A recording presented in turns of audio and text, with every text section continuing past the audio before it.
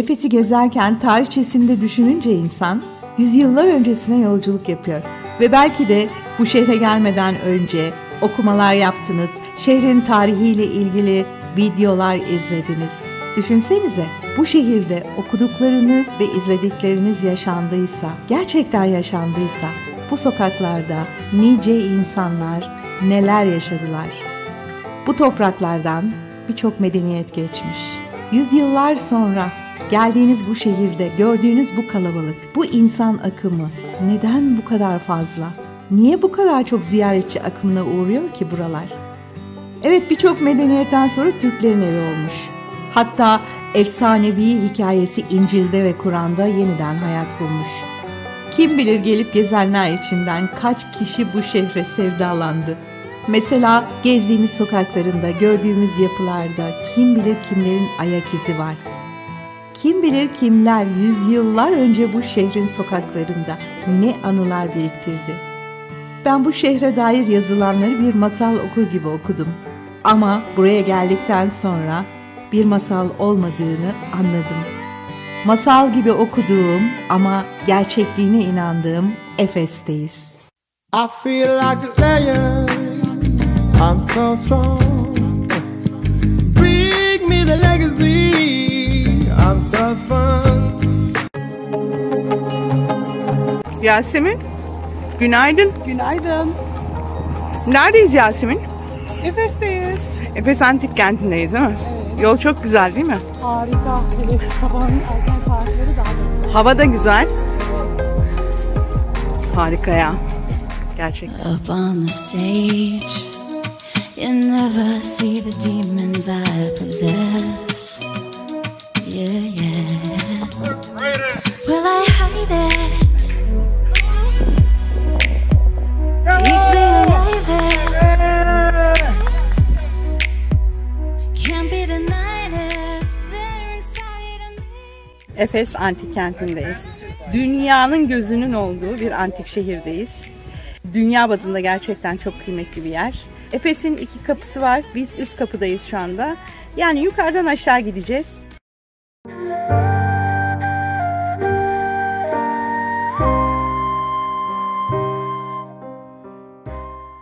Yasemin, başladık yukarı kapıdan. Evet. Bayağı kalabalık değil mi? Çok kalabalık. Ya günde 1 milyonu aşkın ziyaretçi alan bir antik şehirdeyiz. Ve saat 9'u 10 geçe biz buradaydık. Alt kapıdan yukarıya yürüdük 22 dakikada. Şu anda üst kapıdan aşağı doğru geçeceğiz. Şu anda saat 10:24. Yabancı kafile çoğu. Yani yerli turist görebiliyor musun? Şu an için biz varmışız gibi görünüyor. İlerleyen saatlerde sanırım olur. Şimdi antik şehirlerde biliyorsun yukarı şehir aşağı şehir kavramını çok gördük. Hatta Bergama Akropolü'nde bir de orta şehir vardı. Sen yoktun ama ben vardım. Evet.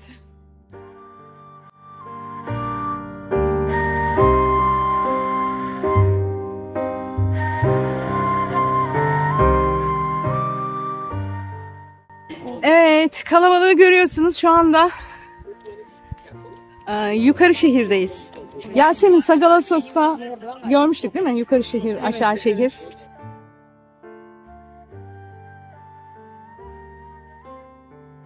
Burası Devlet Agorası.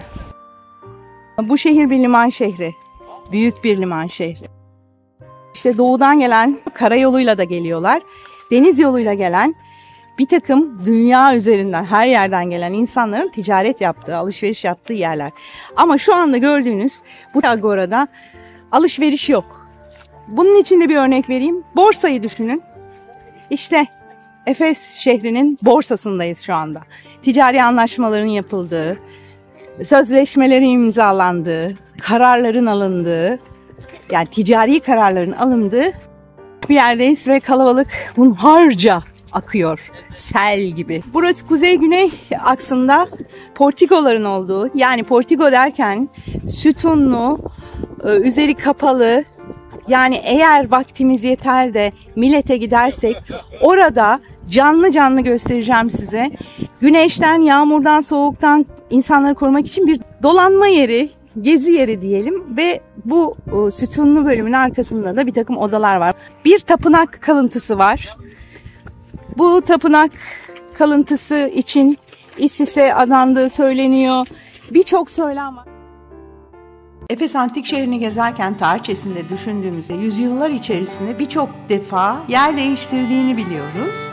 Şöyle düşünülmesin. Mesela Helenler geldi, Efes'e yerleşti, işte orada kendi imparatorluklarını kurdular. Hayır, o topraklara geldiklerinde birileri vardı zaten orada. Farklı medeniyetlere sahip başka topluluklar oralarda yaşıyorlardı.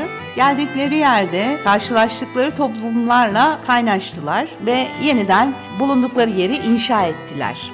Şimdi Efes'in tarihçesi gerçekten çok eskilere dayanıyor. Neolitik çağa kadar gidiyor. Milattan önce 8200'lere falan gidiyor. Bizim gezdiğimiz antik şehire baktığımız zaman Roma dönemini, erken Roma'yı, Helenistik dönemi, erken Bizans dönemini görüyoruz.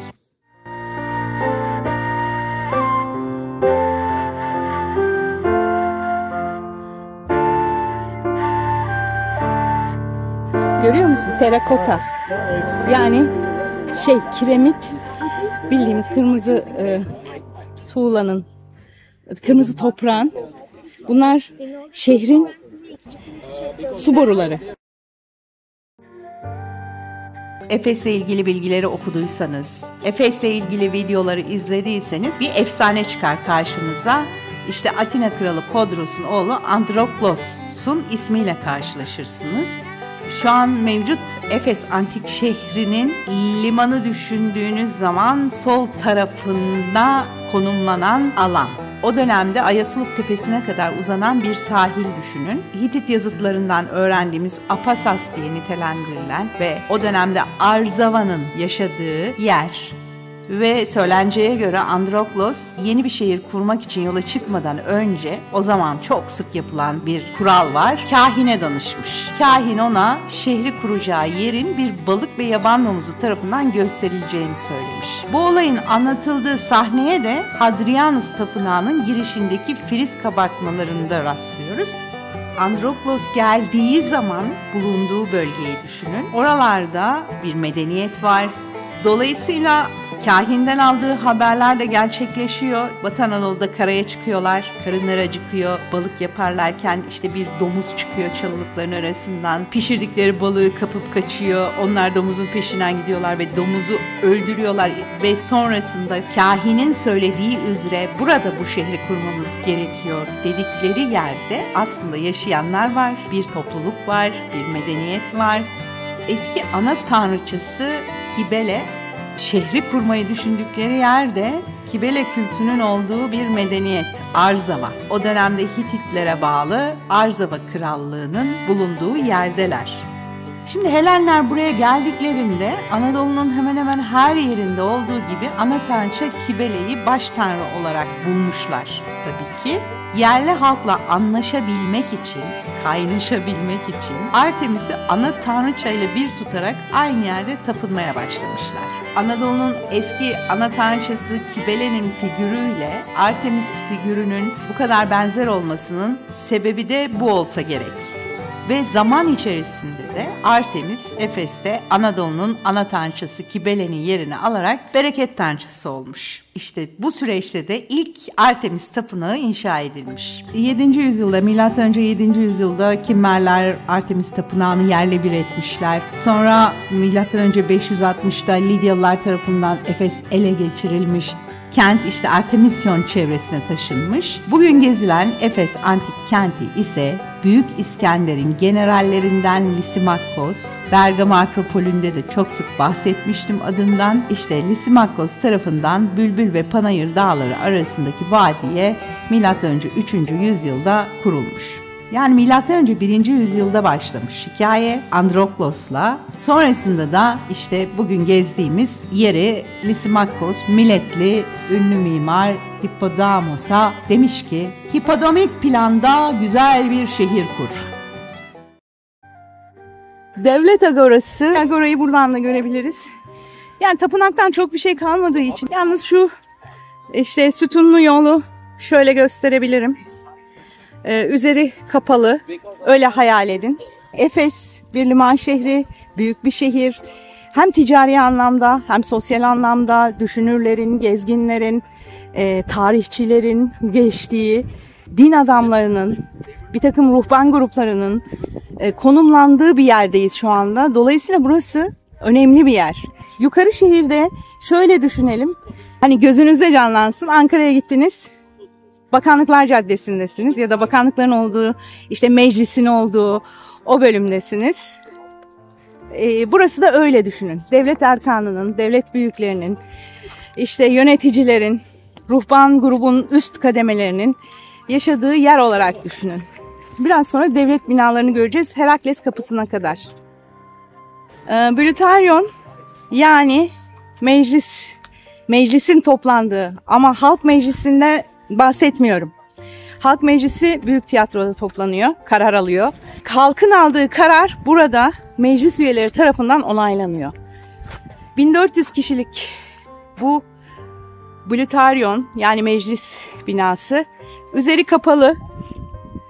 Aynı zamanda zaman zaman Odeon olarak, yani kapalı tiyatro eserlerinin, müzikli eserlerinin sergilendiği yer olarak da düşünebilirsiniz.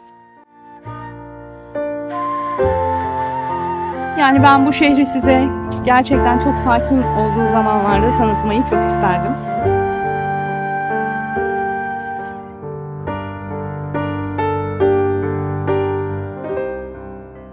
Devlet Agorası, şu kapıdan girdik, yukarı şehirdeyiz ve Blütaryon, Odeon, zaman zaman Odeon olarak kullanılmış.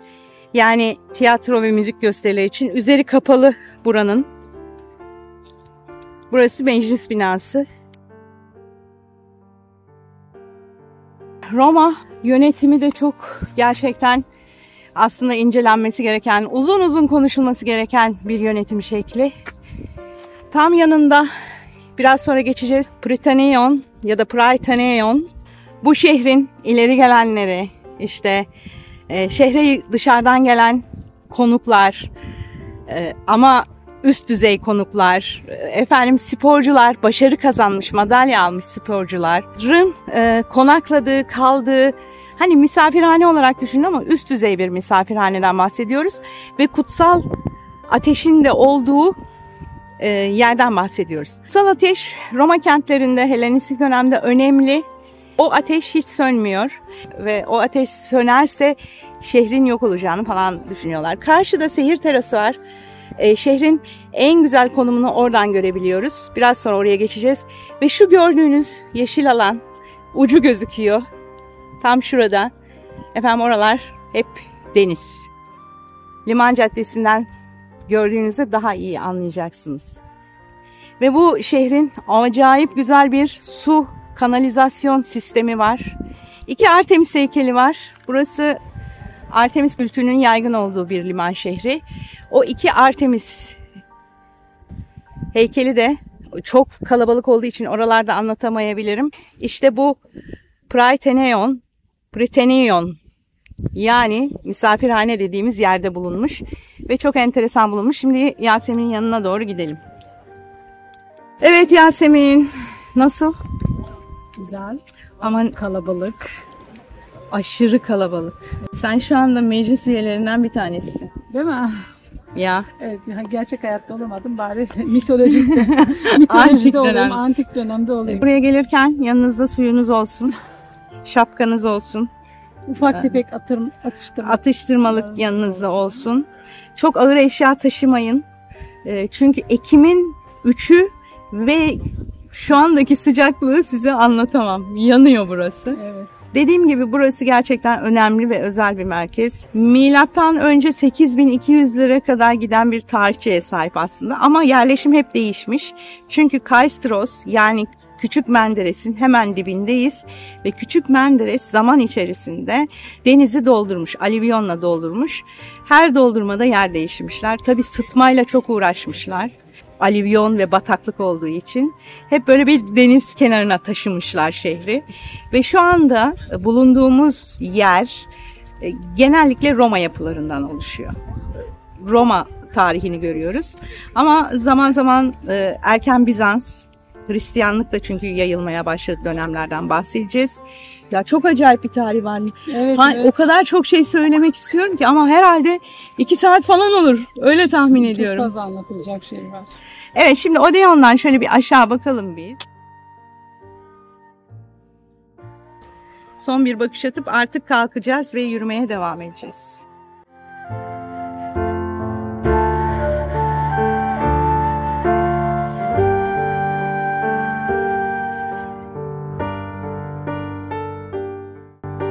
Misafirhane Prytaneion'a geçiş yapıyoruz.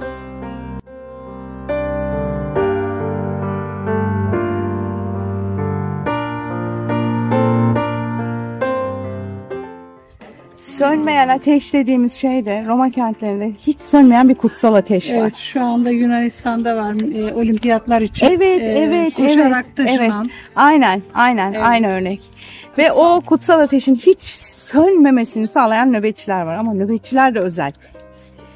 Bu şehrin ileri gelenleri, zenginleri ve o kutsal ateşin sönmemesini sağlayan o yöneticiler buranın bir takım masraflarını karşılıyorlar. Bir takım değil, bütün masraflarını karşılıyorlar. 2 Artemis heykeli var ya, biri büyük, biri küçük. Evet. İkisi de burada bulunmuş. Heykel toprak altında çok özel bulunmuş. Evet. Yani böyle sanki onu oraya gömmüşler. Üzerini de kaplamışlar. Hani Hristiyanlık kabul gördükten sonra yine de kıyamamışlar eski kültlerine, eski inanışlarına. Yani onu oraya gömmüşler, insan gömer gibi. Prytaneion ya da Prytaneion bir parçası, peristilli, avlusu daha doğrusu. Peristil ne biliyor musun? Şimdiki evleri de düşünebilirsin. Üstü açık avlu ama 4 bir tarafı kapalı. Ha. Mesela peristilli ev derler. Avlu neyin avlusu? Misafirhanenin avlusu. Misafirhanenin avlusu.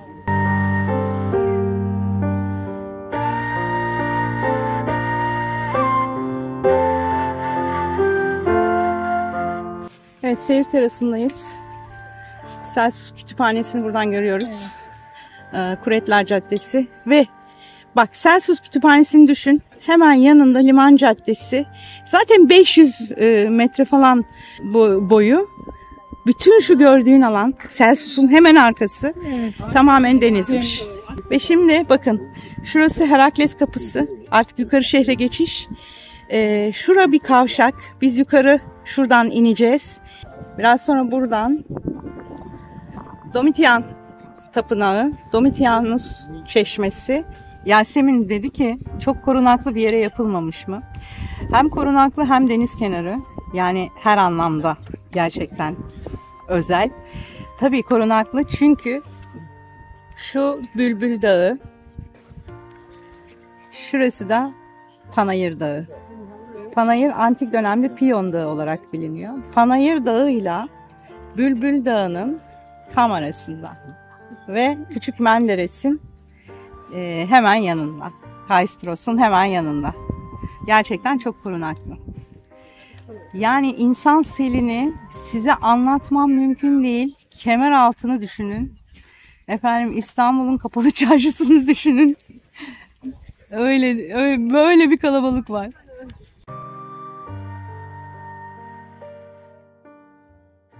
Bir kere Efes defalarca yıkılmış. Depremler görmüş, savaşlar görmüş ve defalarca yer değiştirmiş. Öyle bir tarihsel özgeçmişi var ki işte akın akın insanların Efes'e gelmesinin nedenleri geçmiş tarihten günümüze kadar gelen etkileyici olaylar. Mesela bunlardan bir tanesi beni en çok etkileyen son Mısır firavunu Kleopatra. Kleopatra ve Efes. Kleopatra ve Efes neden bir arada? Çünkü Kleopatra bir dönem Efes'te bulunmuş kesin. Celsus Kütüphanesi'ndeki 14.000 esere ne oldu sorusunu merak edenler olmuştur diye düşünüyorum. Çünkü Bergama Akropolü'nü gezerken Bergama'daki o kütüphanedeki o eserlerin de ne olduğuyla ilgili çok merak ettiğimde ulaştığım isim Kleopatra'ydı. Evet, aynı isim Efes'te de karşımıza çıkıyor. Biliyorsunuz Kleopatra muhteşem bir tarihçeye sahip. Yani entrikalarla, işte aşklarıyla, olur olmaz ilişkileriyle ama en çok zekasıyla meşhur bir firavun. Tarihe mal olmuş bir firavun ve en sonunda da intihar ederek kendi canına kıyan bir kadından bahsediyoruz. Tabii hala mezarının yeri bulunamamış. Kleopatra Efes'e geldiğinde bakmış eserler. Sevgilisine demiş ki, ya bana Bergama'daki eserleri hediye ettin. Efes'tekileri de hediye etsene, ve Kleopatra'ya hediye edilmiş. Peki sonra ne olmuş? Yani hediye edilmekle kalmamış, keşke sonrasında Mısır'a götürüldüğünde korunabilseymiş, bir yangında kül olmuş. Kleopatra ile ilgili aslında anlatacak çok şey varken biz Efes'ten bahsediyoruz ya. Böyle Celsus kütüphanesine arkanızı dönün. Celsus meydanı diyorum ben oraya. O meydanda böyle çapraz baktığınızda bir mezar anıtı var. Ve o mezar anıtı işte Kleopatra'nın kardeşine ait, kız kardeşine ait olduğu son yapılan araştırmalarda ortaya çıkmış. Efes'in ortasında süslü bir mezarda bir zamanlar kafatası ortadan kaybolan bir kadın iskeleti bulunmuş. Geçtiğimiz yıllarda mezara yeniden girilmiş ve kafatasının önceden çekilmiş fotoğrafı incelenmiş, kadının siyahi bir kadın olduğu ortaya çıkmış. Mezarda yapılan çalışmalar bu kadının Kleopatra'nın öldürttüğü kız kardeşi olduğu büyük ölçüde kesinleşmiş. Ne istemiş kız kardeşinden? Bu kız kardeş anne bir baba ayrı kız kardeş. Siyahi olduğu için de farklı bir ırktan demek ki. Yani varmış bir husumet demek ki aralarında ki öldürtmüş. Niye öldürttü? Bu üvey kız kardeşinin yanında ne işi vardı? Nasıl oldu da ikisi orada buluştular? Bir sürü soru oluştu Efes'i gezerken. Peki Mısır ve Efes? Efes'le ilgili şunu da söylemek gerekiyor. Efes'te çok karma bir toplum var. Bir kere Mısırlılar 70 yıl kadar Efes'te hüküm sürmüşler. Bunun dışında çok fazla göç alan bir yer ve hani şimdi sığınmacı diyoruz ya, şu anda işte göçmen diyoruz, sığınmacı diyoruz. Efes çok fazla karma halkın yaşadığı bir yer. Öyle hayal edin. Bunun dışında yine çok dikkat çeken olaylardan bir tanesi ve özellikle Hristiyanlık dünyasında çok önemli olan olaylardan bir tanesi İsa peygamberin annesi Meryem'in burada öldüğü, bunun dışında İncil'in önemli bir bölümünün burada yazıldığı, bunun dışında Kur'an-ı Kerim'e baktığımız zaman işte Kur'an-ı Kerim'de geçen Ashab-ı Kehf yani 7 uyurların Efes'te yaşamış olması ve tabii ki aslında belki ilk başta söylemem gereken ama az solistler sondan çıkar edasıyla söyleyeceğim, dünyanın 7 harikasından biri olan Artemis Tapınağı'nın Efes'te olması. İşte tüm bu etkenler akın akın insanların Efes'e gelmesinin nedenlerinden bazılarını oluşturuyor.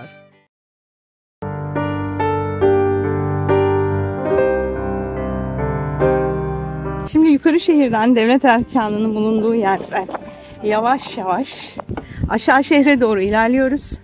Tabii bu yol tamamen mermer kaplı aslında zamanında. Ve şu duvar işçiliğini göstermek istiyorum. Yani dikkatimi çekti. Ne kadar doğrudur bilemem ama Güney Amerika ile ilgili izlediğim belgesellerde İnkaların yaptığı duvar yapısına çok benzettim. Tabii İnkalar neresi, burası neresi diye düşünmeyin. Anadolu ve dünya bazında jeolojik çok büyük değişiklikler olduğu gibi milletler de çok karışmış zamanında. Mesela Luvilerden bahsediliyor ve Apasas diye bir şehirden bahsediliyor. Hitit yazıtlarında kalenin hemen altında bulunmuş ve orada Apasas diye bir şehirden bahsediliyor.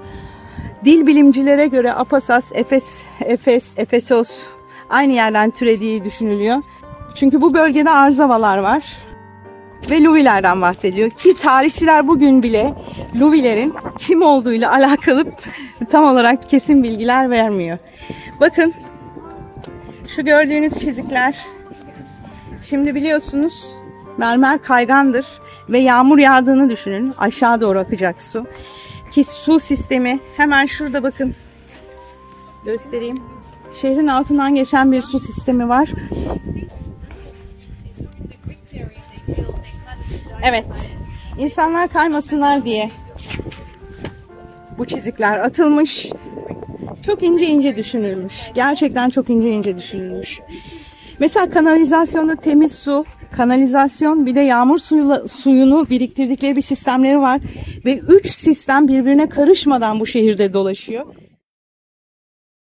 Antik Efes kenti çeşmelerle donatılmıştı. Burada gördüğünüz Monopteros isimli Romalı bir çeşme, yüksek kentte merkezi su çıkarma yeriydi. Zekice inşa edilmiş bir su sistemi bulunuyordu. Taze su, köprüler sayesinde ilk etapta ana hat, ikinci etapta ise ek hat üzerinden adalar boyunca ülkenin güney ve doğu kısımdaki kaynaklardan evlere, çeşmelere, gimnazyuma ve hamamlara içme su, temizlik ve yangın dindirme amacıyla yönlendirildi. Ya inanılmaz bir sistem var. Biraz sonra teras evlerinde yerden ısıtmayı göreceğiz mesela. Şimdi Memmius anıtına doğru geliyoruz. Yukarı şehirdeyiz hala. Bu anıtın hikayesini de sizlerle paylaşmak istiyorum. Gaius Memmius anıtı da aslına bakarsanız herkesin çok dikkatini çeken anıtlardan bir tanesi.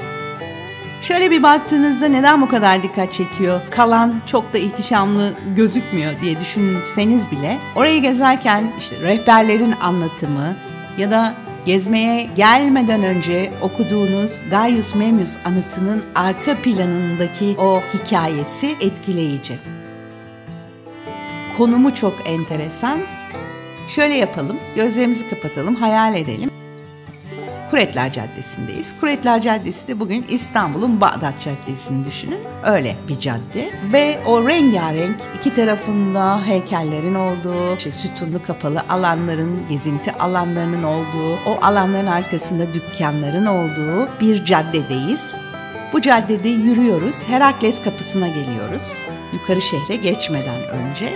Herakles Kapısı'na geldiğimiz zaman Herakles Kapısı o geniş Kuretler Caddesi'ni daraltıyor. Çünkü Herakles Kapısı'ndan öteye artık yaya trafiği başlıyor. Araç trafiğine yasak. Herakles Kapısı'ndan geçiyorsunuz ve bir meydandasınız. Aynı zamanda bir kavşaktasınız. Yukarıda idari yapıların olduğu, meclis binasının, meclis sarayının, devlet agorasının olduğu bir alan. Yani şehrin yönetici grubunun olduğu alan. Meydanın sağ tarafında Domitian Tapınağı, bir çeşme. Siz meydandasınız ve sola baktığınız zaman işte o anıt, Memmius anıtıyla karşılaşıyorsunuz. Şimdi ne hissedersiniz? Görüntüye o zamanki Gaius Memmius anıtının rekonstrüksiyon çizimlerini alayım. İşte o anıtta bir mesaj var. Size bir mesaj var. Düşün, Roma'ya ihanet etmemen gerektiğini düşün. Dört tarafında kabartmalar var. Bayağı büyük aslında, konik bir çatısı var bu anıtın. Ve tam Herakles Kapısı'ndan girdiğiniz zaman burasını bir meydan olarak düşünün. Selçuklu'dan sonra bence ikinci meydanı burası. Üst ya da yukarı şehrin meydanı. Tam bu meydan. Meydandan yukarıya çıktığınız zaman meclis binası, işte Prytaneon ve işte kavşaktasınız, meydandasınız. Tam karşıda Domitian Tapınağı, hemen yanında Domitian Çeşmesi ve şurası depo olarak kullanılmış. Yazıtlar Galerisi olarak geçiyor. Memmius anıtının yazıtına baktığımız zaman Romalı komutan Sulla'nın torunlarından birisi olan Memmius Gaius adına yapılmış. Şimdi o dönemde Anadolu'nun kuzey bölümünde Pontus Rum hakimiyeti var. Pontus Rum hakimiyeti de bir yerleri sürekli topraklarına katma çabasında. Yani savaşlar var.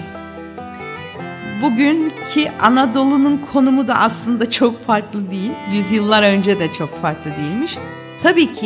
Tabii ki dünyanın gözü nerede? Efes'i alma çabasında. O yüzden de birçok kez saldırıya uğramış. Tabii ki Rum Pontus İmparatorluğu'nun da gözü orada. Ve o dönemde Pontus kralı Mithridates çok hırslı bir kral. Ve politikası yayılma. Yayılmanın dışında bir politikası daha var, kışkırtma. Yayılma ve kışkırtma. Bugün de farklı değil. Ve Efesliler de ne yazık ki bu politikaya kanıyorlar ve Romalılara karşı isyan başlatıyorlar. İsyanı Roma'nın ünlü komutanlarından Sulla bastırıyor. Bastırmakla da kalmıyor. çok ağır vergi cezaları getiriyor. Bu olayı hiçbir zaman unutmasınlar. Buradan gelip geçerken hep hatırlasınlar diye Efes şehrinin böyle çok ironik bir yerine, yani aşağıdan gelen halkla yönetici grubun tam buluştuğu noktaya bu anıtı yaptırıyor. Muhtemelen o isyanın bastırılması sırasında da birçok acı olay yaşanıyor. Çünkü o dönemde yaşasaydınız bunlara şahit olacaktınız. Bugün çok yakınımızda çıkan savaşlarda şahit olduğumuz şeyler gibi kötü manzaraya şahit olacaktınız. İşte oradaki o mesajın verdiği cevap, yaşananları unutmayın. Tarihçeyi de bilince anıtın önüne geldiğiniz zaman böyle bir düşünüyorsunuz açıkçası. Yüzyıllar boyunca nelerin değiştiğini ve nelerin hiç değişmediğini sorguluyorsunuz. Şimdi Domitian Tapınağı'na doğru geçtikten sonra Herakles kapısından geçip aşağı yürüyeceğiz. Ve arı Artemis'in simgesi.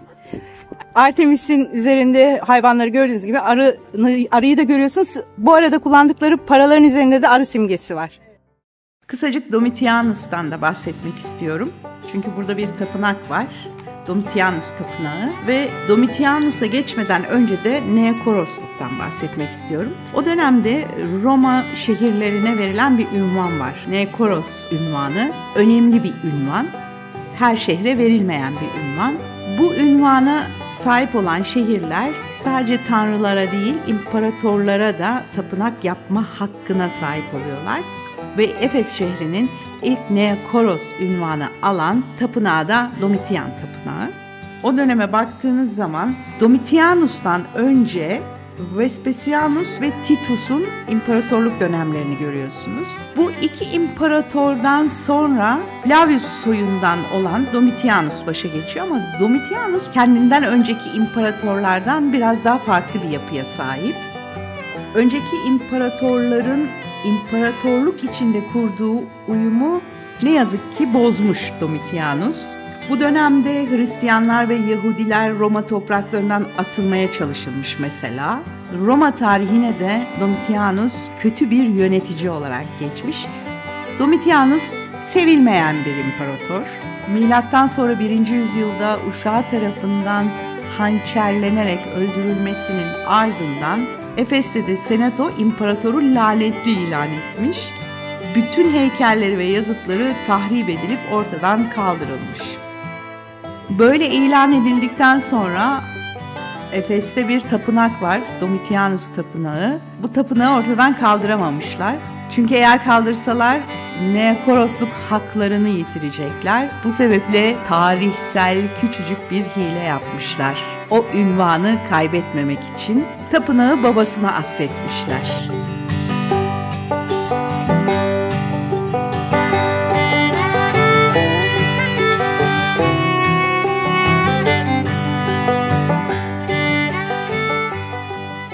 Şu karşıda Domitian Çeşmesi ve artık yavaş yavaş Herakles kapısından geçip Kuretler Caddesi'nden aşağı ineceğiz. Kuretler kim biliyor musun Yasemin?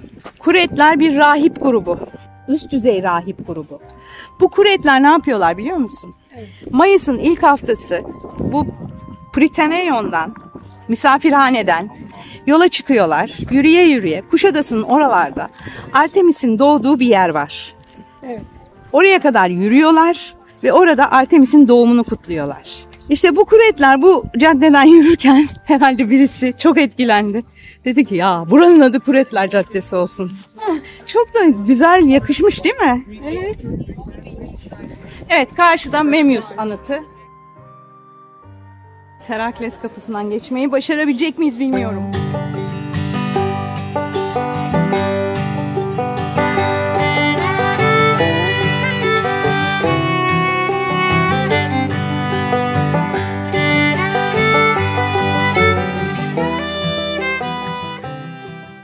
Herakles Kapısı aslında Kuretler Caddesi ile yukarı şehri birbirinden ayıran ve şehre bambaşka bir hava katan kapılardan. Bu kapı milattan sonra 400'lü yıllarda yapılmış ve işte o yıllarda yukarı şehre giden yol ağır araç trafiğine kapatılmış ve yayalaştırılmış. Kapıya baktığınız zaman sizi çok etkileyen kabartmalar var. Her iki yanında bulunan mermer bloklarda Herakles'in kabartmaları var. Bu kabartmalarda Herakles'in Aslan Neme'yi boğazlaması betimlenmiş.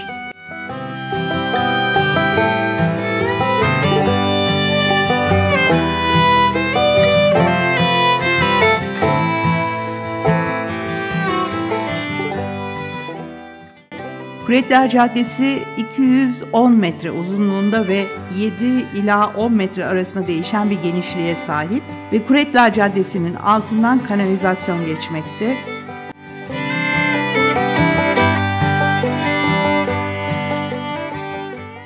Riyan Çeşmesi zamanında oldukça ihtişamlı bir çeşme ve hayal ettiğiniz zaman caddeye, Kuretler Caddesi'ne bambaşka bir ambiyans kattığını hissediyorsunuz.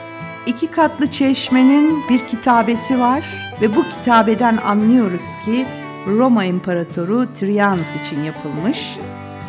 Trajan Çeşmesi'nin önünde 2 tane havuzu bulunmakta. Çeşmenin suyu üstte İmparator Trajanus'un heykelinin bulunduğu bir kanaldan geliyor ve bu kanaldan gelen su önündeki havuzlara akıyor. Evet, Trojan Çeşmesi'ndeyiz. 2 katlı bir çeşme. Şahane bir çeşmeymiş zamanında. Ve şurası ana suyun aktığı yer. Tam ortadaki. Çeşmenin orta nişlerinin içinde İmparator Trajanus ve ailesinin, safirlerin, Dionysos ve Afrodit'in heykeli bulunmaktaymış.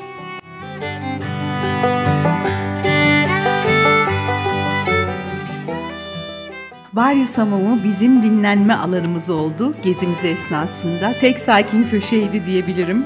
Kuretler Caddesi'nin kuzeyinde Hamam Sokağı ile Akademi Sokağı arasında bulunuyor bu hamam. İlk yapımına milattan sonra 1. yüzyılda başlanmış. Milattan sonra 5. yüzyılda ise Skolastikia isimli zengin bir kadın tarafından restore edilmiş. Varius Hamamı. Şimdi Yasemin'cim, biliyor musun ne olmuş?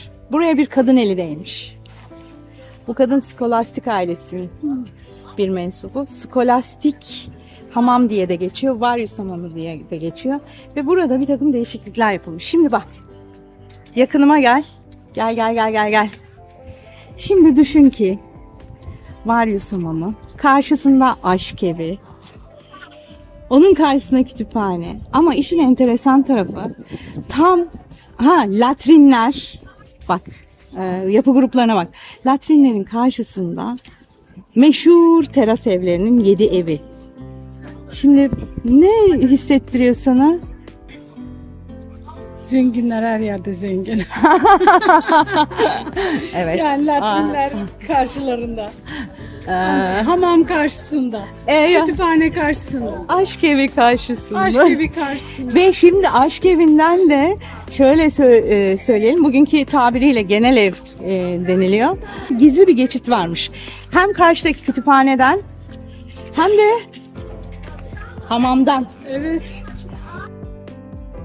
Yanlarında. Ya Hamam evet işte yanlarında. ben de Zenginler her devirde zengin işte yani. Hamam ne yapsın?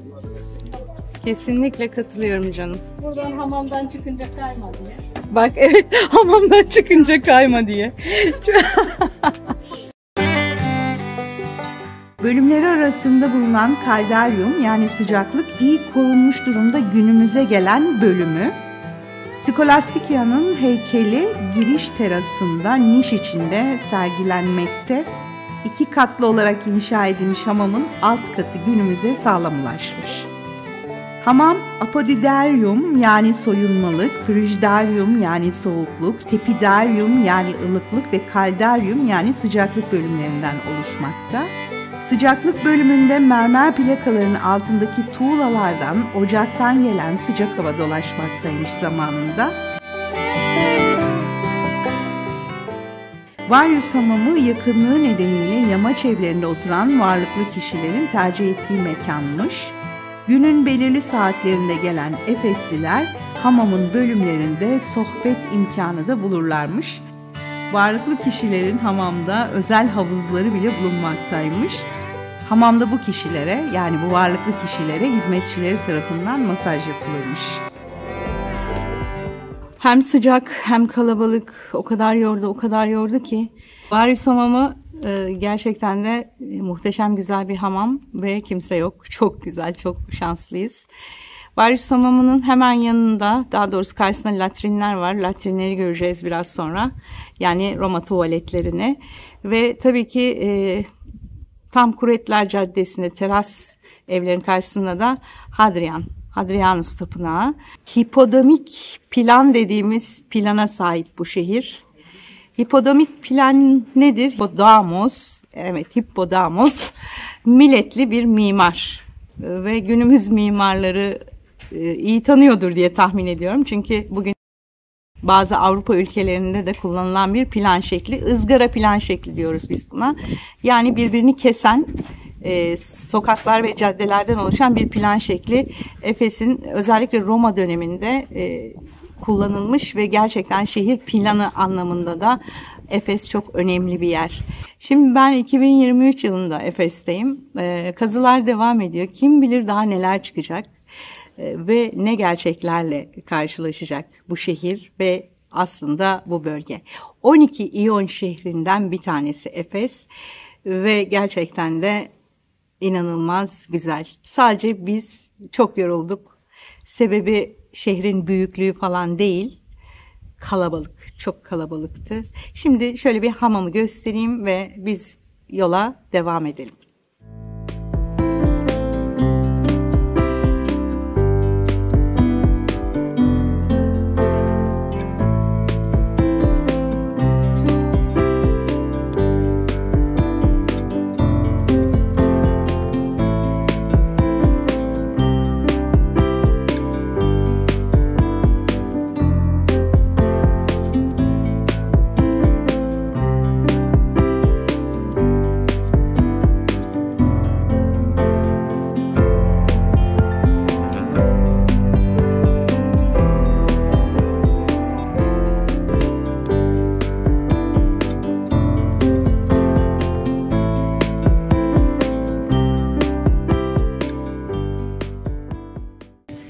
Şimdi çıktık ya, orası ılıklık diye düşünüyorum.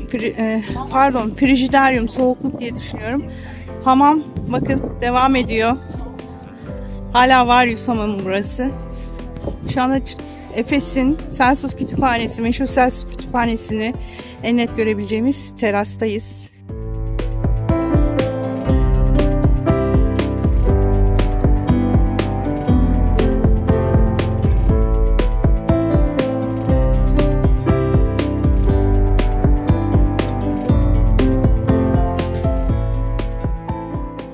Hemen şurası latrinler, Roma tuvaletleri. Burası hamam sokağı olmalı. Bunu kesen bizim girdiğimiz sokakta Akademi Sokağı olmalı. Yanılıyor olabilirim. Ama biri akademi, biri hamam sokağı. Burası Varyus hamamı olduğu gibi. Ve şuradaki kalıntılar aşk evine ait. Tam şurası. Şimdi hemen Hadrianus Tapınağı'nın yanındayız. Karşıda teras evler. Koruma altına alınmayan bölümü.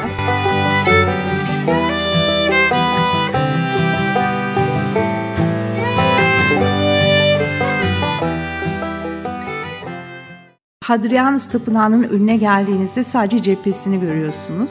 Ama zaten cephe o kadar ihtişamlı ki hayran olmamak elde değil gerçekten de. Hadrianus Tapınağı'nın en önemli özellikleri kabartmaları tabii ki. Hadrianus Tapınağı'nın tam karşısında yamaç evleri var. Şöyle bir baktığınız zaman böyle bir kemerin kilit taşında da şehir ve şans tanrısı Tike kabartmasını görüyorsunuz. ve o yuvarlak kemerin arkasındaki yumurta bordürlü süslü kapısı üzerindeki akantus yaprakları arasında meduza benzeri bir kabartma bulunmakta. Ancak dönemin meduza tasvirlerine baktığımız zaman sadece başı yer alır tasvirlerde. Burada meduzaya benzese de meduza olup olmadığı tartışılan bir figürle karşılaşıyoruz. Kapının üst lentosunun her iki yanında üzerinde kabartmaların olduğu frizler bulunmakta ve bu tapınağın aslında en önemli bölümleri de buralar. Asılları Efes Müzesi'nde sergileniyor. İşte Efes'in kuruluş öykülerini işte bu kabartmadan öğreniyoruz. Sol baştaki frizlerde Androklos ve yaban domuzu betimlemesinin devamında tanrılarla Amazonlar ve Dionysos'un alayı betimlenmiş. Burada da Amazonların tasvir edilmesi, burayı ilk kuranların içerisinde Amazonların yani kadın savaşçıların olduğunu çıkarıyor arkeologlar. Yan taraftaki diğer frizde ise soldan başlayarak Athena, Selene, anlaşılamayan bir erkek kabartması, Apollon bir kadın, Androklos, Herakles, Theodosius, Artemis, Theodosius'un aile bireyleri ve Athena betimlemeleri sırasıyla bu bölümde yerlerini almışlar. Hadrianus Tapınağı, Efes'in 2. Neokoros ünvanı almış tapınağı.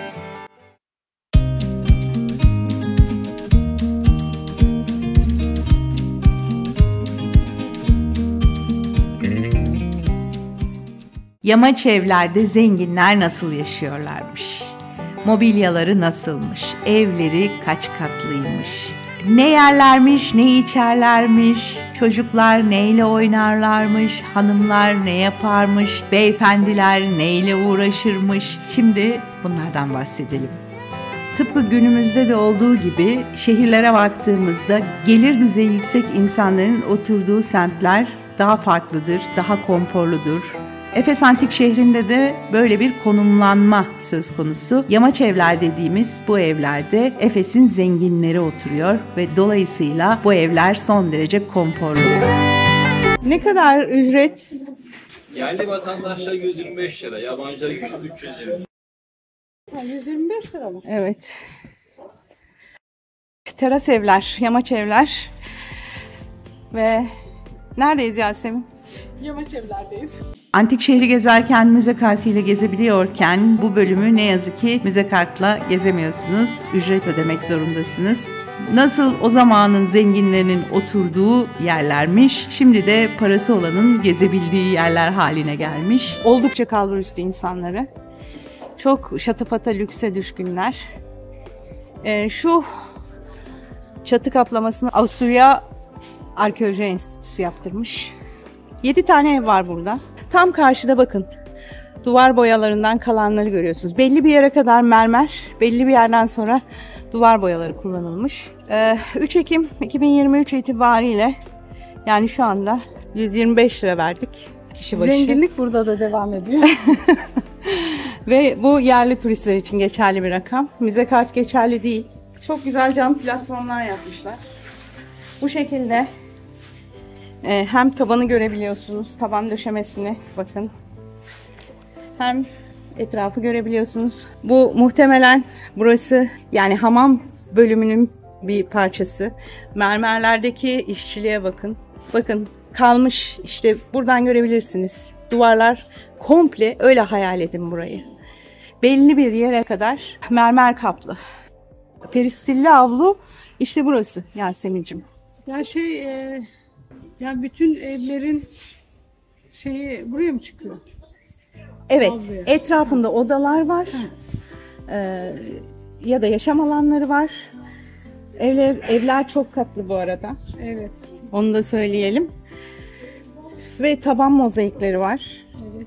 Yani halı yerine mozaik. Bu 6. evmiş bak. Oturma birimi oldukça da büyükmüş. Milattan sonra 2. yüzyıla konumlanıyor. Kamu görevleri ve dini makamların sahibi olan Flavius, Furius, Aptus ve ailesi oturmaktaymış. Vay bak, güney taraftaki şölen salonları, görkemli mermer salon, bazilika, stukolu 8A oda, üf kent sarayı. Aynen çok güzel ya, çok ihtişam. Ha bir de duvarlarda enteresan Tablo gibi. hayran oldukları tanrıların imparatorların betimlemeleri yer alıyormuş. Bakar mısın plana? Şurası işte, şu kemerli şölen odası. Şunu söyleyebiliriz ki Roma İmparatorluk döneminde Efes, Anadolu'nun kalabalık kentlerinden birisiymiş. Bir dönem başkentlik yapmış. Nüfusu olasılıkla 200 binin üzerindeymiş şehrin. Üst kata çıkan merdivenler, tavan mozaikleri. Şölen odası bak. Ziyafet odası daha doğrusu. Öyle hatırlıyorum. Şimdi açıklamalara da bakarız. Düşünün şimdi, hayal edin. Bakın. Duvarda hemen yakından şöyle yakınlaştıralım. Duvar resimleri, freskolar. Hemen onların altı mermer kaplı, öyle hayal edin. Ve bu betimlemeler tavanda da devam ettiği söyleniyor. Şuralarda. Ve karşısı ziyafet salonu.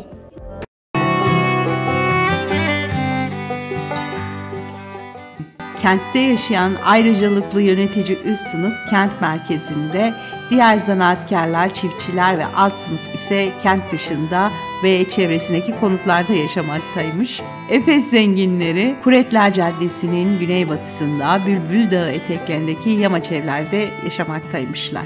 Ve bu evler 250 yıl boyunca yoğun olarak kullanılmış. Deprem sonrası bu alanda nüfus yoğunluğu azalmış, sonraki yüzyıllarda yamaç ev 2 alanı farklı amaçlarla kullanılmış.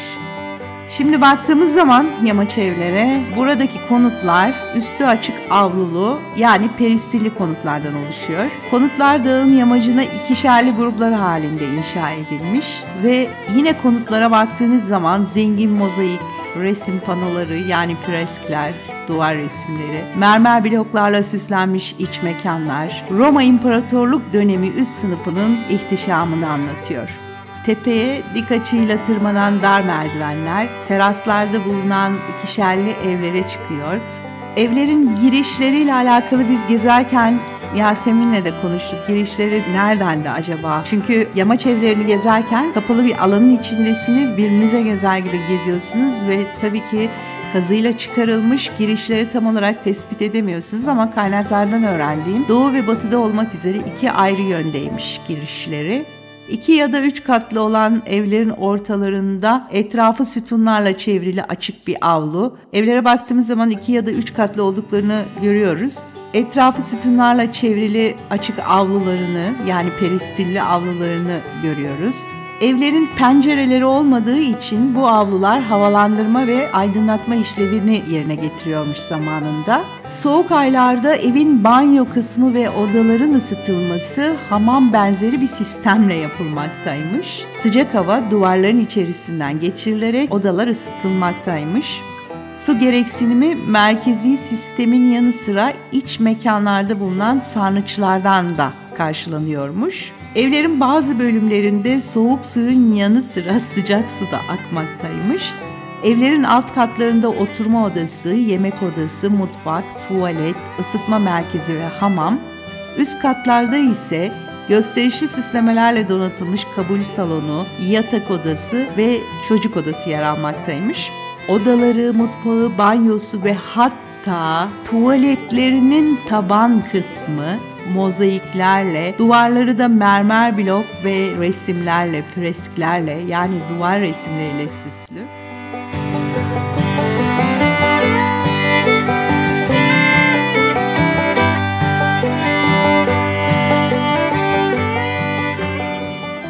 Avlularında heykeller bulunmaktaymış. Mozaik ve resimlere baktığımız zaman gezerken de hayran olmuştuk. İnsan ve hayvan figürlerini görüyorsunuz. Bunun yanı sıra Eros, aslan, balık, kuş, hatta uşaklar, ayrıca tiyatro oyunları, mitolojik sahneler odaların özelliklerine göre kullanılmış. Evlerdeki yemek odası işte antik dönemdeki ismiyle Triklinium önemli yerlerden birisiymiş.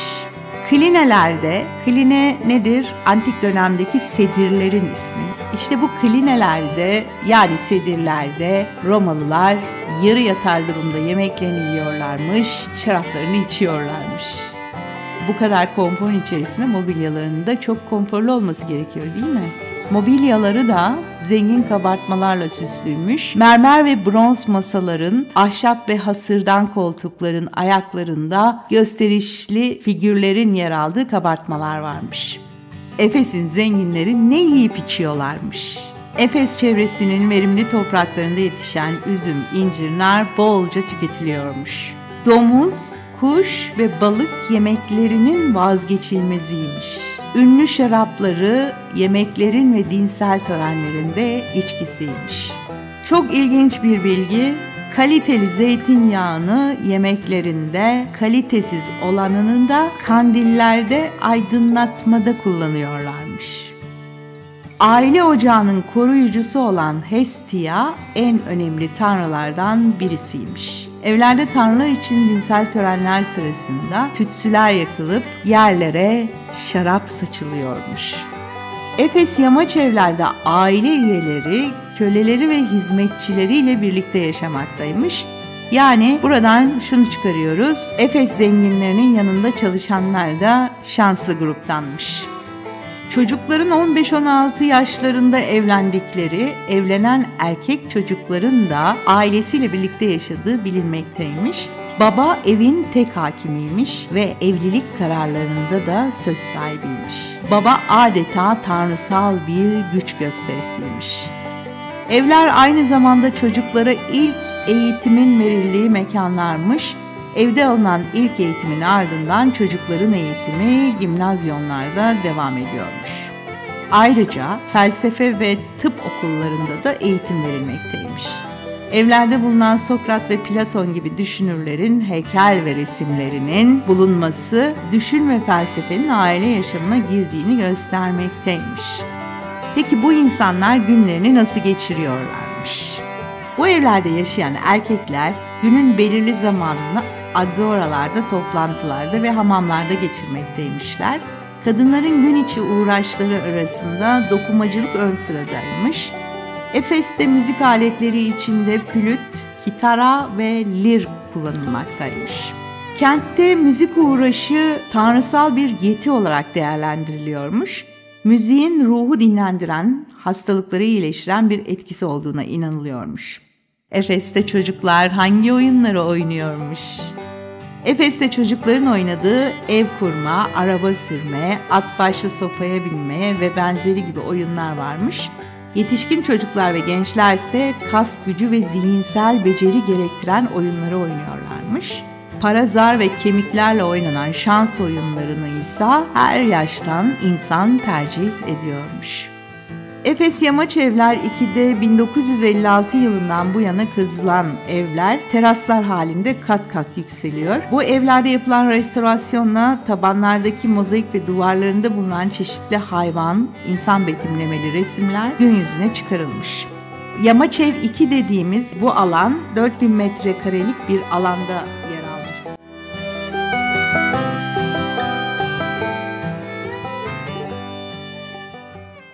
Söyle. Biz en alt kattan girmedik mi? Evet, en alt kattan girdik. Şurası en üst kat olması lazım. Evet, çıkış. Biz şuradan girdik. Hı. 7. ev şurada. Evet. 6, 7, 5, 4, 3, 2, 1. Çıkış.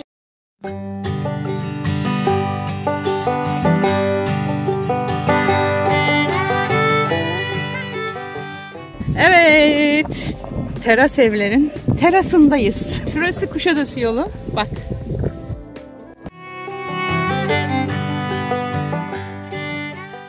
Mermer Cadde.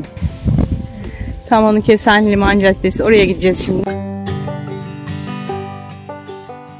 Belki de Efes'e gelmeden öncesinde bile görmeyi en çok istediğiniz Celsus Kütüphanesi. Celsus Kütüphanesi yaşadığımız yüzyılda bile bu şehirde bizi en çok etkileyen yapı bence. Bu yüzyılda bizi bu kadar etkiliyorsa bir de o dönemde düşünün. Kim bilir ne kadar ihtişamlıydı. Girişimdeki 4 kadın heykeli de aslında bu şehirde kadınlarla ilgili kültürün ne kadar kuvvetli olduğunu hissettirdi bana açıkçası. Hadrian Tapınağı'nın girişinde Amazon kabartmalarının olması, kadın savaşçıların, Artemis kültünün, bir kadın tanrıçanın bu şehre hakim olmuş olması böyle bir bağ kurmama sebep oldu. Şimdi Celsus Kütüphanesi'nin girişindeki bu 4 kadın aynı zamanda bazı olgulara işaret ediyor. Bunu da her birinin altındaki yazıttan anlıyoruz. Yazıtlarından da anladığımız gibi bunlar sırasıyla bilgelik, erdem, kader, bilgi sembolü. Celsus Kütüphanesi'ne cepheden baktığınızda hayran oluyorsunuz. Basamaklarından çıkarken böyle başınızı kaldırdığınızda o sütunların yukarı doğru incelmesi, taş işçiliği, nişler arasındaki heykeller, o inanılmaz insanı etkileyen gerçekten bir sürü detay ve hemen içeriye girmek istiyorsunuz. İçeriye girdiğiniz zaman bu muydu der misiniz bilmiyorum ama ben dedim. Yani o ihtişamdan sonra içerisi bana bomboş gibi geldi. Hiçbir şey hissedemedim. Antik dönemde 3 kütüphaneden bahsedebiliriz. En büyüğü İskenderiye, Bergama bölümünü izlemeyen, Akropol bölümünü izlemeyenler izlesinler. Orada bahsetmiştim. İskenderiye'ye rakip Bergama Kütüphanesi ve işte o meşhur Celsus Kütüphanesi, Efes'teki Celsus Kütüphanesi. 14.000 yazılı eser bulunduğu söyleniyor. Her birinin işte bir heykel var. Her biri Efesliler için erdem, bilge, akıl gibi bir takım kavramları temsil ediyor. Yazıtlarla belli. Ve burası aslında bir kütüphane olarak düşünülmemiş. Celsus, Efes'in başarılı valilerinden ve Celsus'un oğlu babasının anısına bir mezar yaptırmak istemiş. Şimdi düşünün ki bizde mezarların etrafında neler yaptırılıyor. Adamlardaki kültüre bakın. Mezarın yanına kütüphane yaptırıyor yani. Enteresan. Ve Celsus Kütüphanesi tam olarak şurada, biraz sonra gideceğiz, Büyük Tiyatro'nun çaprazında. Burası da şehrin bana göre ikinci meydanı. Kuretler Caddesi ile buluşan tarafı. Köşede Kleopatra'nın bir yer var. Peki bu kütüphanedeki eserlere ne olmuş? Bergama'da olanlar olmuş. Kleopatra'ya hediye edilmiş tabii ki. Enteresan yani. Çok güzel taş işçiliğine sahip. Bu tiyatronun bir özelliği var. Arkaya doğru meyilli sütunlar yukarı doğru, biraz yakından çekim yaptığımda anlayacaksınız, inceliyor. Bunun sebebi de tamamen daha yüksek göstermek için. Çok ihtişamlı değil aslında ama çok yüksek gösteriyor bu mimari detay. Ve tam doğuya bakıyor. Doğan güneşin ışıklarının geldiği nokta diyelim. Yani düşünün, Kuretler Caddesi'nde Herakles kapısından baktığınız zaman bir sabah vakti gördüğünüz manzara muhteşem. Ama düşünsenize, bir zamanlar o yüzyılda dünyanın en büyük 3 kütüphanesinden bir tanesindesiniz. 14.000 eser var. Kim bilir burada hangi filozoflar neleri tartıştı, hangi konuları tartıştı. Öğrenciler buradaki eserlerden neler öğreniyordu mesela. Yani İskenderiye Kütüphanesi, Bergama Kütüphanesi ile yarışan bir kütüphanedesiniz. Ve içerisi, yani o kadar eser nasıl burada falan diye düşünmeye başlıyorsunuz. Eserler nemden etkilenmesin diye duvarlar çift örülmüş. Aslına bakarsanız Celsus Kütüphanesi'nin ön yüzü çok ihtişamlı gözükse de yükseklik anlamında çok yüksek değil. Göz yanılmalarını sağlayacak mimari dokunuşlar yapılmış. Sütunlar yukarı doğru incelmekte ve ön cephe arkaya doğru eğimli. Bu nedenle dışarıdan baktığınızda gerçekten çok ihtişamlı bir görüntü sağlıyor. Bu noktada diyebileceğim ve beni en çok üzen konuysa Efes'te ve tabii ki şimdiye kadar gezdiğim bütün antik şehirler için aslında bu üzüntüm geçerli. Heykellerin çoğu replika. Efes'te gördüğümüz heykellerin çoğu replika, yani kopya. Orijinalleri ise kimi Viyana Müzesi'nde, kimi British Museum'da sergilenmekte. Bir bilgi var ki Efes'e dair 1800'lü yıllarda Sultan II. Abdülhamit, İmparator Franz Joseph'e bazı heykelleri hediye etmiş ve resmi izinle vermiş bunları. Efes'teki birçok eser o dönem Viyana'ya götürülmüş. Yani söyleyecek çok fazla bir şey var mı? Yorum size ait.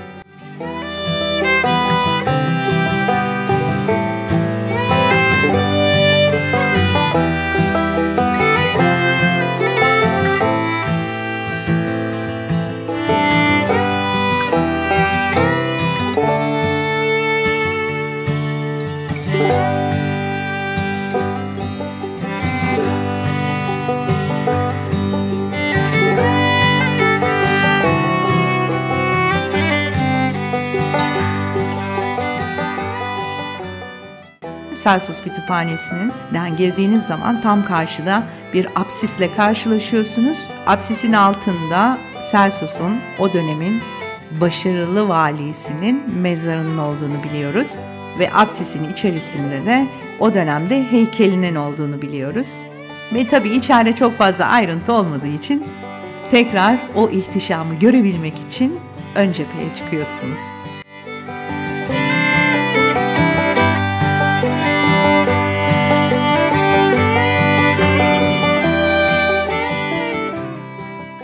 Biz Celsus Kütüphanesi tarafındaki kapıdan Agora'ya giriş yaptık.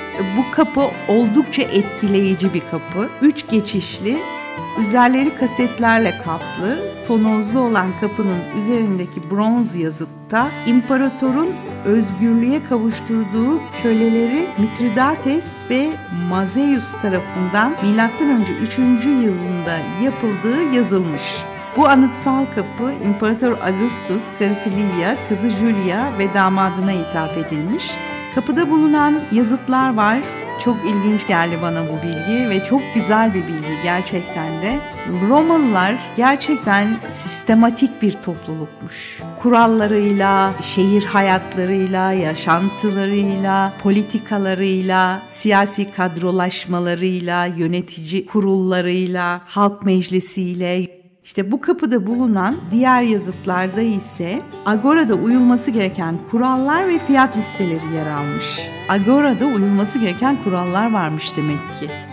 Tetragonos Agora, ticari agora 7. yüzyıla kadar da işlevini sürdürmüş. Agora'nın içinde zamanında çeşmeler, tanrı ve kahramanlara adanmış sunaklar, kent ileri gelenlerine ait heykeller bulunmaktaymış.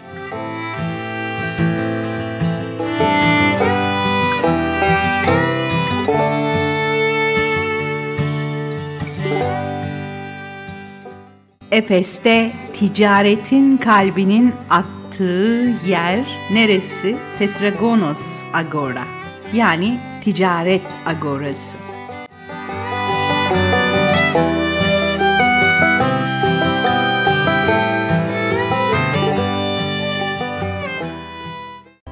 İşte ticaretin kalbi, alışverişler. Şu gördüğünüz meydanda tezgahlar açılıyor. Günümüzdeki gibi. Şöyle söyleyeyim. İşte sütunlu, stoğayı artık biliyoruz diye tahmin ediyorum. Koridor üstü kapalı, güneşten, yağmurdan, fırtınadan korunmak için orada gezinti yapıyorlar. Agoralar aynı zamanda sadece pazar yeri falan değil. Antik dönemin toplanma yerleri. Burada toplanıyorlar, şehirle ilgili meseleleri konuşuyorlar, dedikodu yapıyorlar. Yani sosyal anlamda da sosyalliklerini yaşadığı alanlar. İşte burası da ticari agora.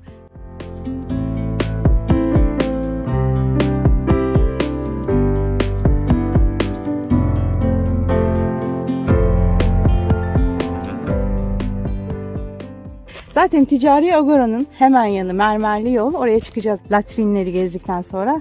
Ve tiyatro ve liman caddesi Arkadiane Caddesi ile olayı kapatacağız.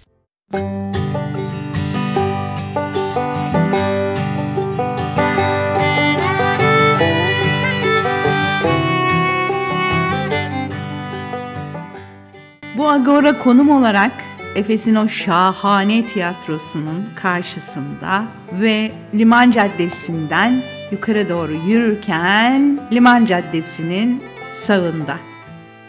Tetragonos Agora yani ticari agora, Celsus Kütüphanesi'nden tiyatroya uzanan mermer caddenin de aynı zamanda batı kısmında. Agora, Efes'in önemli ve büyük bir ticaret merkeziymiş zamanında. Meydanın üç yanında bulunan sundurmalı dükkanlarda besin maddelerinin yanı sıra her türlü el sanatı eşyalarının da satıldığı bir yermiş. Sundurmalı dükkanlar arkalarındaki depolara açılıyormuş. Tetragonos Agora'nın kuruluşu M.Ö. 3. yüzyılda başlamış. Günümüzdeki hali ise İmparator Augustus döneminden kalma. Agora 150 metre uzunluğunda kare planlı bir yapı grubunu barındırıyor. Ortada ise 112 metre uzunluğunda yine kare şeklinde bir avlusu var. Roma döneminde agoralar aynı zamanda toplanma yerleri, mitinglerin yapıldığı, konuşmaların yapıldığı, insanların bir araya geldiği, bir takım gösterilerin de yapıldığı yerler. Yani sadece çarşı pazar olarak düşünülmemesi gerekiyor. Açık avlusu var ve bu avlunun etrafında ise zamanında 2 nefli, 2 katlı dükkanların yer aldığı stoalar bu dükkanları çeviriyormuş. Stoa dediğimiz üzerleri kapalı gezinti yerleri. Agora'nın limana doğrudan bağlı doğu yönü haricinde 3 anıtsal kapısı mevcut.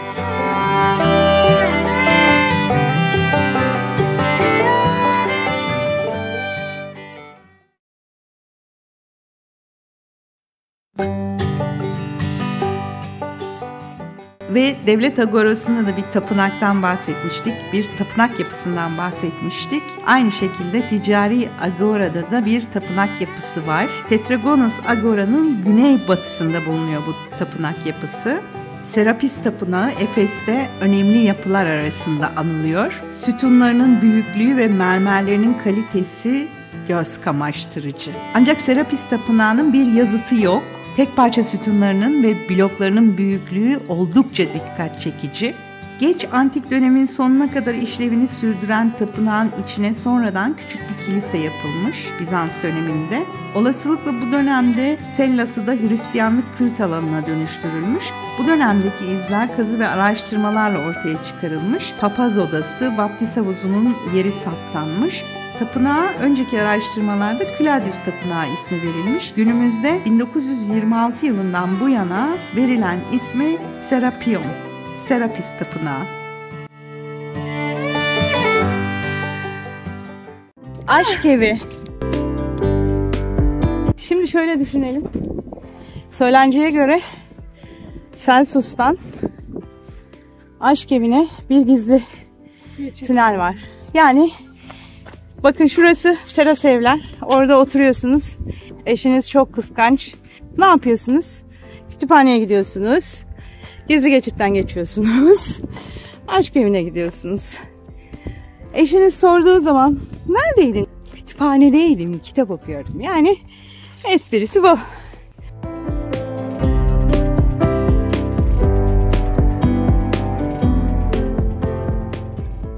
Yüzyıllar geçiyor. Yani ilk insandan bu yana hiçbir şey mi değişmiyor?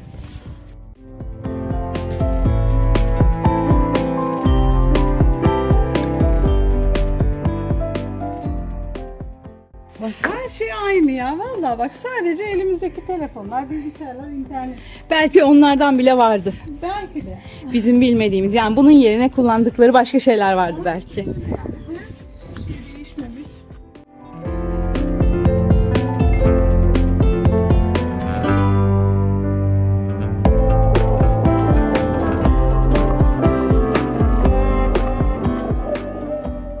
Evet, Celsus Kütüphanesi'nin hemen yanında Hadrianus Kapısı.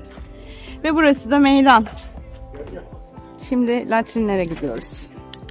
Evet, Roma tuvaletleriyle ilgili, latrinalarla ilgili Denizli Hierapolis'te izlemeyenler varsa o bölümü izlesinler. Bilgileri vermiştik. Tuvalet Romalılarda sosyalleşme alanı.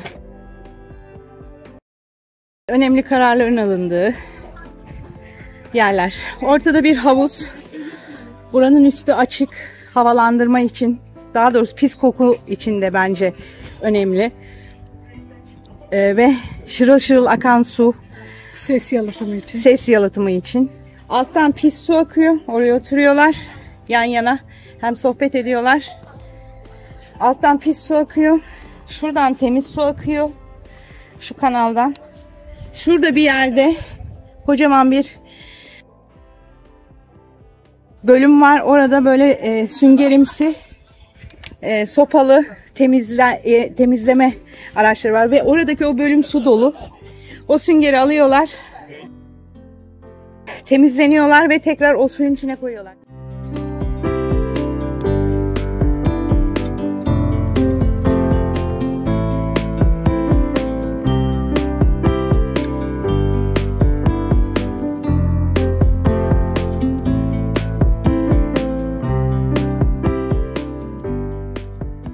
Hijyen değil diye düşünenler olabilir ama son derece hijyene önem veriyorlar. Ben bunu söyleyeyim. Şimdi diyeceksiniz ki böyle bir tuvalete nasıl hijyen? Bakın öyle bir sistem kurmuşlar ki alttan giden pis su, buradaki su hiçbir şekilde birbirine karışmıyor. Bir. İkincisi oradaki su özel bir su, öyle söyleniyor. Ben bir şey söyleyebilir miyim? Evet. Alttan temiz suda gitmesi lazım ki bunların gitmesi lazım. Ya tabii ki o su. Gidelim Tabii. gümbür gümbür. Muhakkak. Çünkü şey anlatıyor mesela uzmanlar, bu işi araştıranlar. Kesinlikle hijyen olmadığı düşünülmesin deniyor. Bir kere şu sistemin kurulması bile, şu havuzun. Bir de şöyle bir şey var, mesela üst düzey bürokratlar, yöneticiler zaman zaman bu tuvaletlere gelip halkın ne konuştuğunu dinliyorlarmış. Bunların kıyafetleri uzun, beyaz, öyle hayal edin. Yani oturdukları zaman bir yerlerde gözükmüyor. Çok dikkat ediyorlarmış buna. Allah'ım nasıl dikkat ediyorlar bilmiyorum ama ediyorlarmış. Aynen. Burada da konuşmalar, sohbetler yapılıyor. Latrinlerde böyle Roma tuvaletleri. Artık son durağımız Roma tiyatrosuna doğru yol alıyoruz.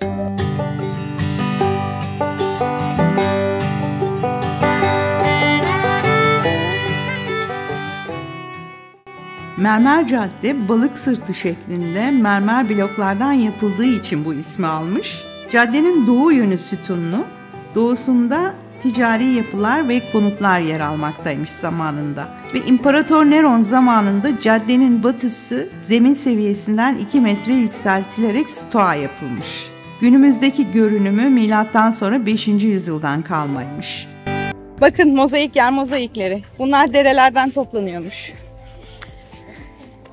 Ve caddelerin altında kanalizasyon sistemleri ve ne denir o? Yağmur sularının aktığı sistemler.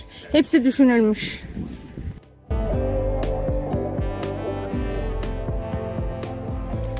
Evet, geldik antik dünyanın ilk reklam panosuna. Bir ayak görüyoruz. Şurada bir kalp var. Şurada bir kadın var. Şöyle yakından göstereyim.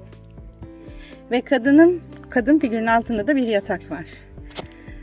Tam ayağın 3. parmağının üzerinde böyle bir T işareti gibi bir işaret var. Diyor ki yürüyüp geliyorsunuz. 3. sapakta durun. Kalbi alın. Kadının kalbini çalarsanız o kadını yatağa atarsınız. Yani aşk evinin reklam panosu bu. Çünkü buradan böyle yürüyorsunuz. Hemen sol tarafta aşk evi. Yani gidecekleri istikameti anlatıyor, öyle söyleyeyim. Şimdi şöyle bir şey var. Liman Caddesi. Liman Caddesi'ne açılan Ticari Agora'nın bir kapısı var. Biz Ticari Agora'yı biraz önce gezdik. Adamlar orada iş yapıp ticaretlerini yapıyorlar geldikleri zaman. Agora'nın Mermer Cadde'ye bakan kapısı. Efes Antik Şehri'nde çok az Hellenistik yapı var ama bir tane şimdi çeşme göreceğiz. Tam tiyatronun altında Hellenistik çeşme olarak geçiyor.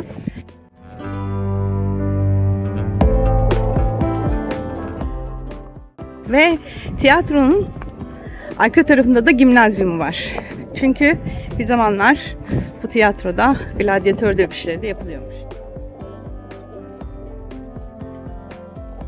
Efes'in ihtişamlı tiyatrosundayız. Ne festivaller yapıldı burada, ne müzik seremonileri hala yapılıyor. 22.000-25.000 arasında kapasitesi var. Ve orkestra bölümü şurası. Sahne ilk yapıldığında tek katlıymış. Sonradan üzerine katlar çıkılmış.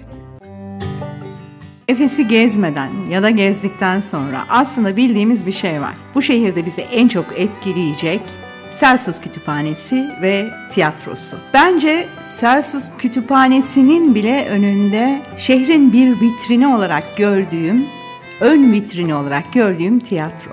Çünkü Efes bir liman şehri ve büyük bir liman şehri, zengin bir liman şehri. Doğudan ve batıdan insanların akın akın geldiği, ticaret yaptığı, hareketli bir şehir. Şimdi düşünün ki deniz yoluyla geldiniz, limana yanaştınız, gemiden indiniz, çok güzel, çok süslü bir kapı karşılıyor sizi. Bir kere her şeyden önce.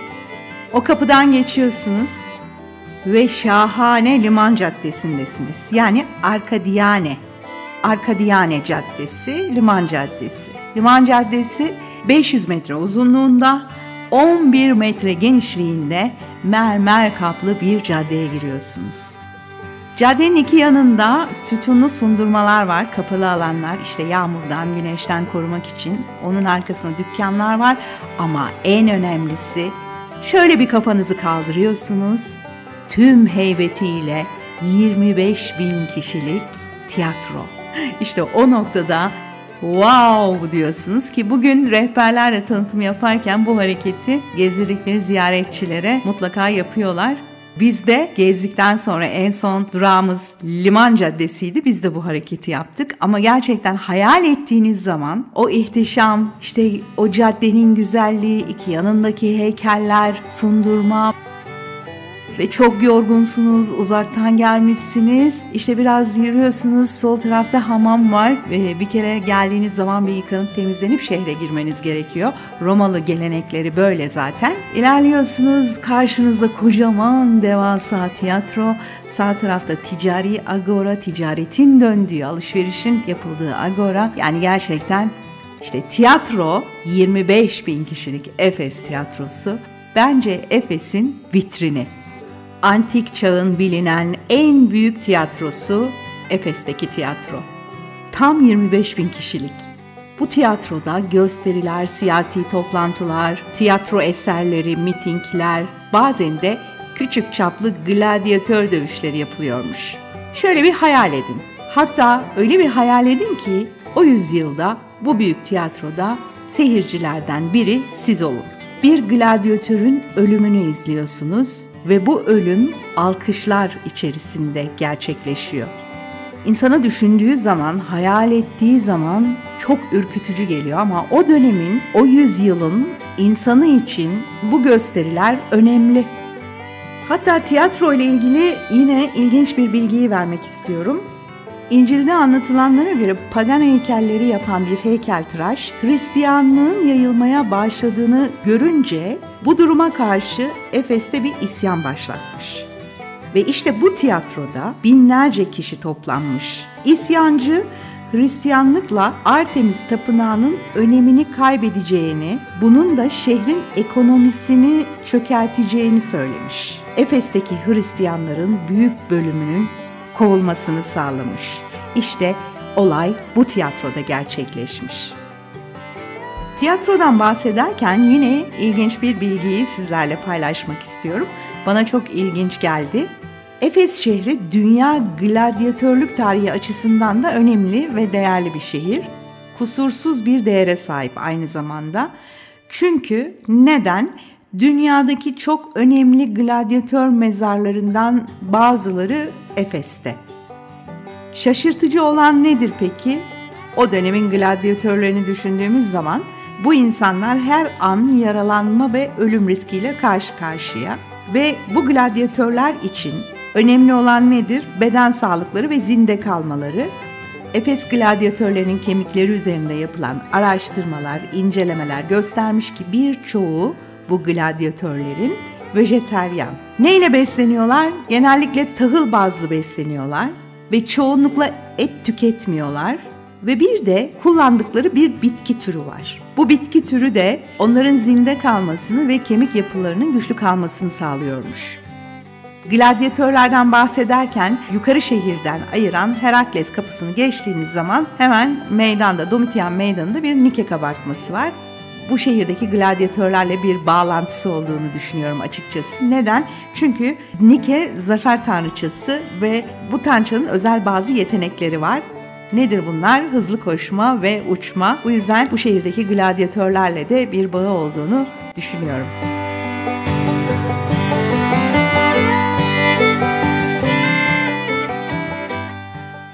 Panayır Dağı'nın batı yamacına kurulmuş şahane tiyatro limana bakmakta. Limandan kente uzanan Arkadiane Caddesi'nin bittiği yerde. Günümüzde görkemli süslemeleri olmasa da antik dönemin en büyük tiyatrolarından birisi.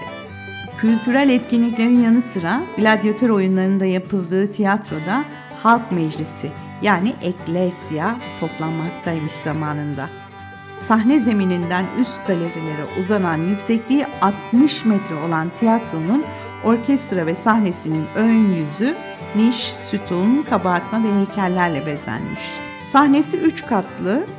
Milattan sonra 262 yılında meydana gelen bir deprem var tarihte ve tiyatroda bu depremde çok ağır hasar görmüş ve bu dönemden sonra zaten tiyatroda gladyatör dövüşleri ve kaba oyunlar yapılmış.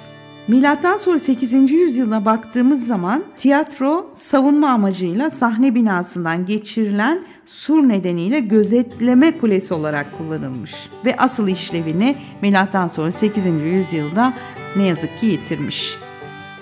Tiyatro kentin aslında odak noktası ve Artemis kutsal yolunun üzerinde bulunan tiyatro dini alayların da durak yeri aynı zamanda Efeslilerin önemli bir toplanma ve buluşma yeri.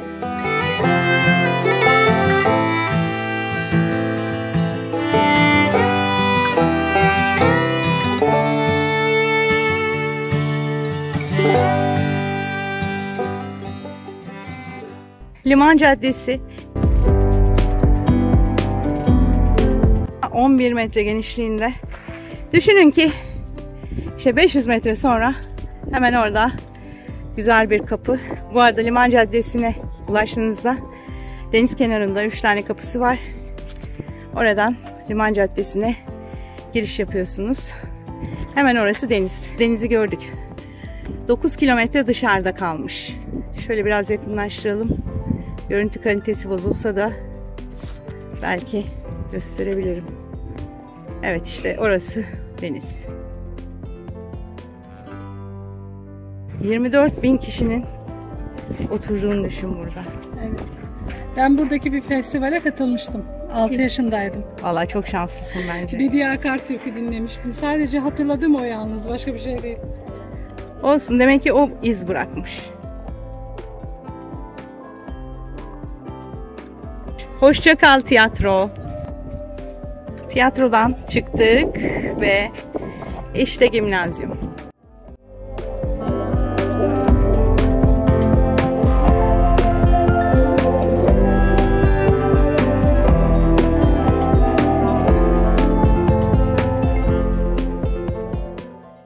Gimnazyum, Antik Roma, Helenistik dönemde genel tabiriyle spor dallarında eğitim görülen yerler. Ve işte Liman Caddesi. Evet, şahane Efes turumuzun artık yavaş yavaş sonlarındayız. Sadece son bir espriyle kapatmak istiyorum. Karşıda Liman Caddesi'ni görüyorsunuz. Burada birkaç rehber de yaptı aynı hareketi. Demek ki çok popüler bir hareketmiş. Şimdi bu Liman Caddesi'nde hemen denize bitişik. Oradan gemiden ticaret yapmak isteyenler geliyorlar. İniyorlar. Tabii kendi ülkelerinde küçük binalar böyle çok gösterişli değil. İnanın. İniyorlar. İşte tam Yasemin'in olduğu yer değil de daha da geride. Ama biz burada yapalım o hareketi. Bir bakıyorlar caddeden. İhtişamlı tiyatro. Wow! Bir de sen yap o hareketi.